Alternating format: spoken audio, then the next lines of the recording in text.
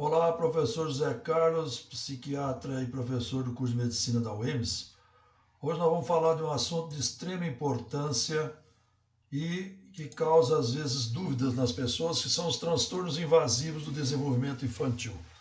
Ao longo dessa história de mais de 300 anos aí dos estudos da psicopatologia, tivemos algumas escolas. Por exemplo, a escola categorial da Organização Mundial de Saúde, que seguiu as nosologias psiquiátricas dos transtornos mentais, como, por exemplo, transtorno de Asperger, de Rett e transtorno autista.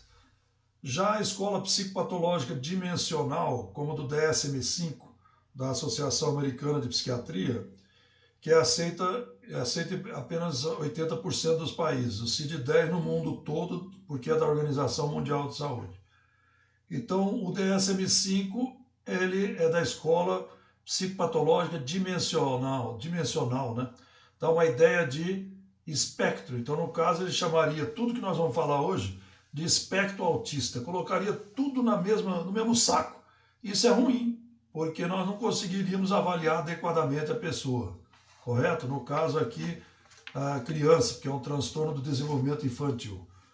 Você já deve conhecer o desenvolvimento infantil normal e nós vamos ver agora o patológico. Esses transtornos invasivos ou globais do desenvolvimento infantil, eles estão no CID-10, no código F84. É caracterizado por anormalidades qualitativas nas interações sociais recíprocas, padrões de comunicação verbal e não verbal, repertório de interesses e atividades restrito, estereotipado e repetitivo. Essas anormalidades qualitativas são um aspecto invasivo do funcionamento do indivíduo em todas as situações, podendo variar de grau. Então, existem vários graus de autismo, de Asperger e de Rett. Na maioria dos casos, o desenvolvimento é anormal desde a infância e, com apenas poucas exceções, elas se manifestam as condições se manifestam nos primeiros 5 anos de vida. É usual, mas não invariável, haver algum grau de comprometimento cognitivo, mas os transtornos são definidos em termos de comportamento que é desviado em relação à idade mental, podendo o indivíduo ser retardado ou não, porque pode haver essa comorbidade com o retardo mental, que é o F70, né? Leve, moderado, grave e profundo, no CID-10. Há algum desacordo quanto à subdivisão desse grupo global de transtornos invasivos. Em alguns casos, os transtornos estão associados e são presumivelmente decorrentes a alguma condição médica. Espasmos infantis, rubéola congênita, esclerose tuberosa, lipoidose cerebral, anomalia da fragilidade do cromossomo X estão entre as mais comuns. É um diagnóstico diferencial aí muito importante. Entretanto, o transtorno deve ser diagnosticado com aspectos comportamentais, independente da presença ou ausência dessas condições médicas associadas. O F84.0, autismo infantil ou transtorno autista, ou autismo de Kanner, que Leo Kanner foi o cara que descreveu o autismo em 1943. Né? E esse mesmo cara, em 1944, teve seu diagnóstico questionado, foi o Asperger. Por isso que em 1944 surgiu o transtorno de Asperger, nós vamos ver mais à frente. No autismo infantil há a presença de desenvolvimento anormal e ou comprometido que se manifesta antes dos 3 anos de idade. E pelo tipo característico de funcionamento anormal em todas as 3 áreas: interação social, comunicação verbal e não verbal, e comportamento restrito e repetitivo. O transtorno é mais comum 3 ou 4 vezes mais em garotos do que no sexo feminino. Diretrizes diagnósticas. Não há um período prévio de desenvolvimento inequivocamente normal, mas se há anormalidades se tornam aparentes antes da idade dos 3 anos, tá? Há sempre comprometimentos qualitativos na interação social recíproca. Isso toma a forma de uma apreciação inadequada de indicadores socioemocionais, como demonstrado pela falta de resposta às emoções de outras pessoas. Já no bebezinho, a falta do aninhamento do olho a olho com a mãe que está amamentando. falta de respostas para as emoções de outras pessoas, modulação do comportamento de acordo com esse contexto social, uso insatisfatório de sinais sociais e fraca integração com os comportamentos sociais, emocionais e de comunicação, e especialmente a falta da reciprocidade socioemocional. Ainda sobre o autismo, comprometimento qualitativo na comunicação são universais. Toma a forma de uma falta de uso social de quaisquer habilidades de linguagem que estejam presentes. Comprometimento nas brincadeiras de faz de conta, dos jogos sociais de imitação, porque o brincar é uma forma de avaliar a criança e uma forma também de integração social dela, né? Pouca sincronia e falta de reciprocidade no intercâmbio da comunicação, pouca flexibilidade na expressão da linguagem, relativa ausência de criatividade e de fantasia, que é muito comum na criança, falta de resposta emocional às iniciativas verbais e não verbais das outras pessoas, uso comprometido de variações na cadência ou ênfase para refletir modulação comunicativa, e uma falta similar de gestos concomitantes para dar ênfase ou ajuda na significação na comunicação falada.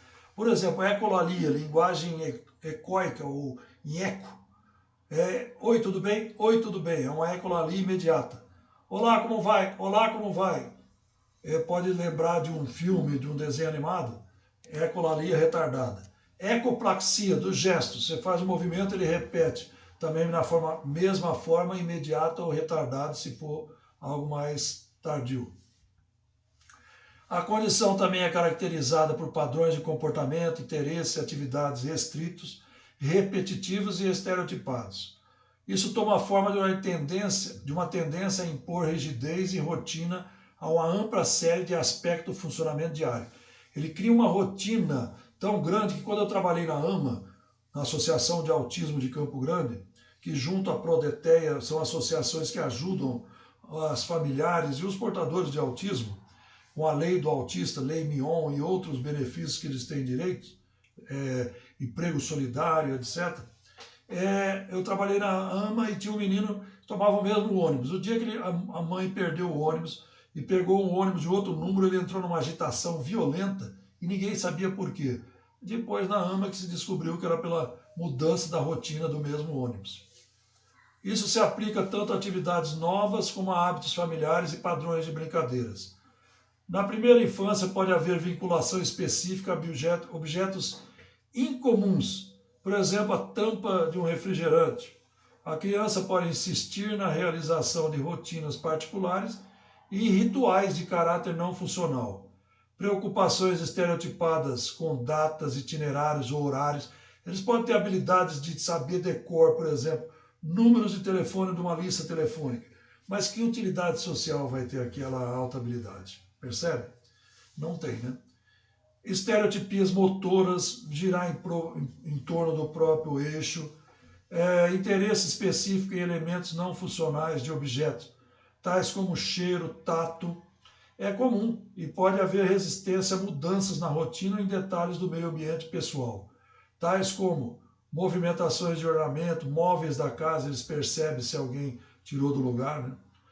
É frequente a criança mostrar outros problemas não específicos, como medo, fobia, perturbações do sono, autolesão, ataques de birra, de agressão, na alimentação também comprometida. A maioria dos indivíduos carecem de uma espontaneidade, iniciativa e criatividade na organização do teu tempo de lazer e tem dificuldade em aplicar conceitualizações e decisões no trabalho. Mesmo quando as tarefas em si estão à altura de sua capacidade, eles têm dificuldade. Os déficits mudam à medida que a criança vai crescendo, mas continuam na vida adulta. Não tem cura ao autismo, não tem causa ainda esclarecida. Os problemas de comunicação, socialização continuam e os seus interesses idem. As anormalidades do desenvolvimento devem estar presentes nos 3 primeiros anos de vida, tá? Para o diagnóstico ser feito. Todos os níveis de coeficiente de inteligência podem ocorrer em associação com autismo. Um retardo mental significativo nos casos de retardo mental com autismo, 3/4 dos casos, tá? Bastante gente, né? Há o autismo atípico, que confundem às vezes a gente no diagnóstico. Ele difere pela idade de início ou de falha de preencher todos os 3 conjuntos de critério. Interação social recíproca, comunicação verbal e não verbal e interesses estereotipados repetitivos, né? O desenvolvimento se manifesta pela primeira vez depois dos 3 anos, anormalidades detectáveis e demonstráveis insuficiente em uma das 3 áreas de comprometimento, tá? Surgem indivíduos profundamente retardados, mais frequentemente, cujo nível muito baixo de funcionamento oferece pouca oportunidade de exibir comportamentos desviados específicos requeridos para o diagnóstico do autismo típico, né? A síndrome de Rett é um outro transtorno do desenvolvimento invasivo ou global, que a causa também desconhecida, descrita em 1965 por um psiquiatra chamado Andreas Rett, tá? Até então relatada só em meninas, tá? Tem seu diferencial com idade de início, curso e padrão de sintomatologia em relação ao autismo. Um desenvolvimento inicial aparentemente normal ou quase normal é seguido pela perda parcial ou total das habilidades até então adquiridas, né?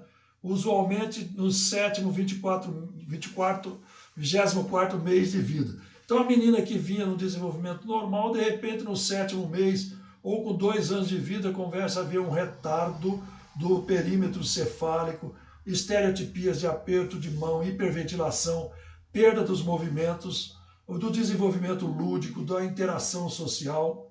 Durante a metade da infância, a ataxia, a apraxia do tronco vai evoluindo para convulsões, escoliose, prejuízo mental grave, até a morte em média na 4ª década de vida.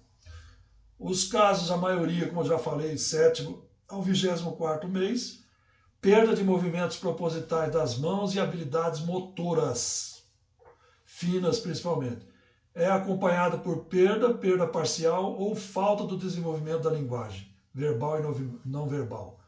Movimentos tortuosos, estereotipados de aperto, de lavagem de mão, braços flexionados, o flapping, que também pode ter no autista, hiperventilação, convulsões, dificuldade na mastigação, escoliose, lordose, cifose e, tipicamente, retém uma espécie de sorriso social, olhando para ou através das pessoas, mas não interagindo socialmente. Embora a interação social se desenvolva mais tarde, mas que possa vir a perdê-la também. A postura e a marcha tendem a ter uma base mais alargada, os músculos hipotônicos, atrofias espinhais com incapacidade motora grave, espasticidade rígida pode se manifestar, mais pronunciada nos membros inferiores, tá?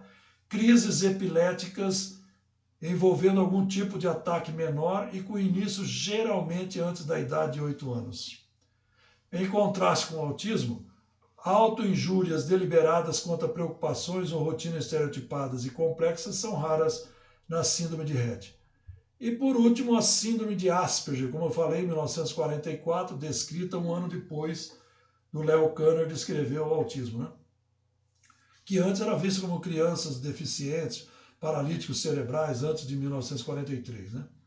O Asperger é um transtorno de validade nosológica incerta, caracterizado pelo mesmo tipo de anormalidades qualitativas, de interação social, repertório de interesses restritos e estereotipados. Comunicação já tem uma vantagem, ó.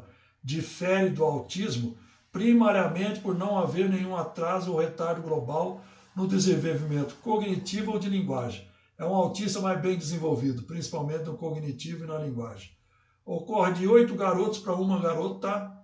Altamente provável que pelo menos alguns casos representem variedades leves de autismo, mas é incerto se é assim para todos. Então o diagnóstico é muito difícil. Pode persistir na adolescência e na vida adulta, e parece que elas representam características individuais que não são grandemente afetadas por influências ambientais. Pode ter episódio psicótico na vida adulta. Dentro das diretrizes diagnósticas do F84.5 do CID-10, o diagnóstico é baseado na combinação de uma falta de qualquer atraso global clinicamente significativo no desenvolvimento dessa linguagem ou cognitivo, como no autismo, a presença de deficiência qualitativa na interação social recíproca, interesses, atividades repetitivos e estereotipados. Pode haver ou não problema na comunicação verbal e não verbal similares ao autismo, mas um retardo significativo de linguagem excluiria o diagnóstico de Asperger, ficaria como autismo.